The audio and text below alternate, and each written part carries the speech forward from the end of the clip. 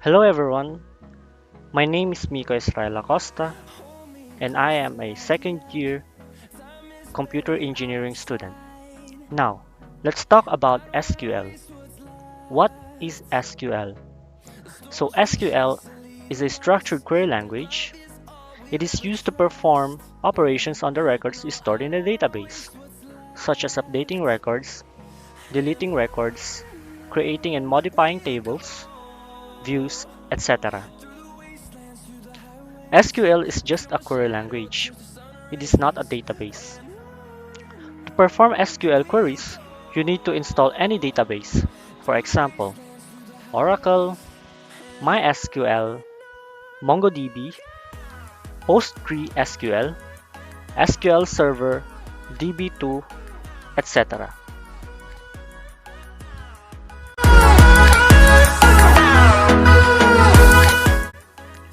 What is an SQL?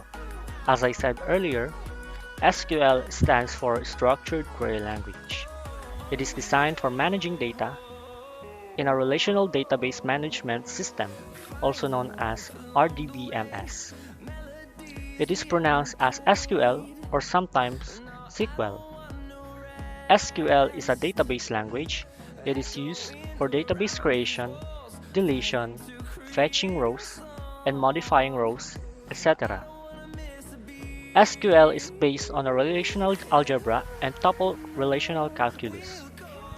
All DBMS like MySQL, Oracle, MS Access, Sybase, Informix, PostgreSQL, and SQL servers use SQL as a standard database language.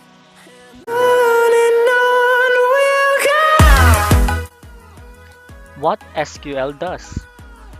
With SQL, we can query our database in several ways, using English-like statements. With SQL, a user can access data from a relational database management system. It allows the user to describe the data. It allows the user to define the data in the database and manipulate it when needed. It allows the users to create and drop database and table. It allows the user to create a view, store procedure, function in a database. It allows the user to set permission on tables, procedures, and views.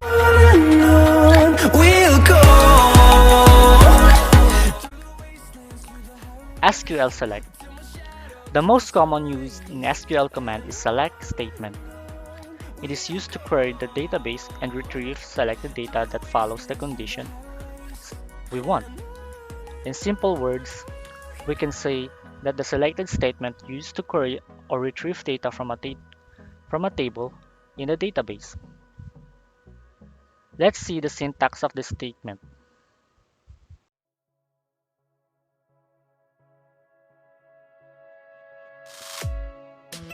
Now, try natin gawin yung ating select statement.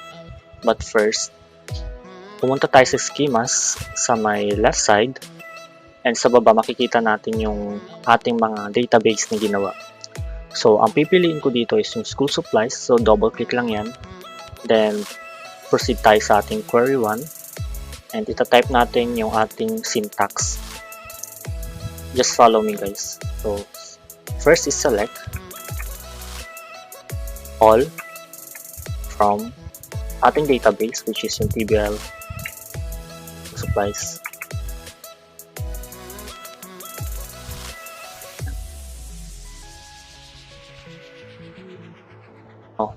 Pag in-execute natin to, makikita natin na may error kasi hindi siya nag-exist.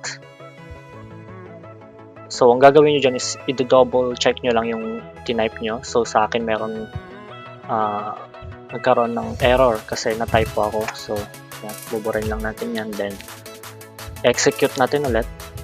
Yan, as you can see here, dito yung ating table, yung ating data. And makikita mo yung mga item number, item name, item type, etc.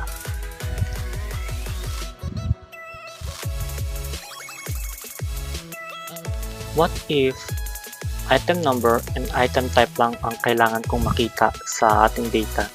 So what we're going to do is to type item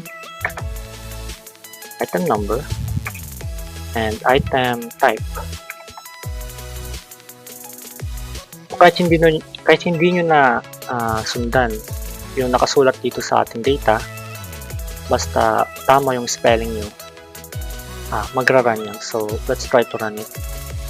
So makikita natin na ang lumabas lang sa ating data is, or sa ating table is yung item number and yung item type.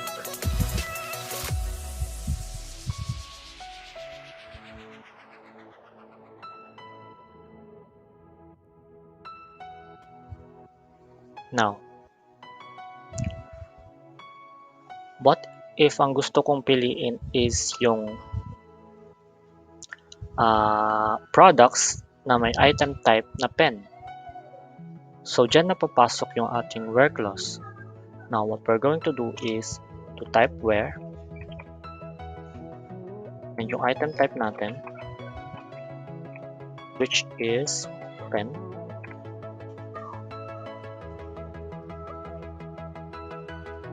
Now, pag in-execute natin yan, ang magpapakita lang dito is yung item type na may pen, or yung mga items na pen.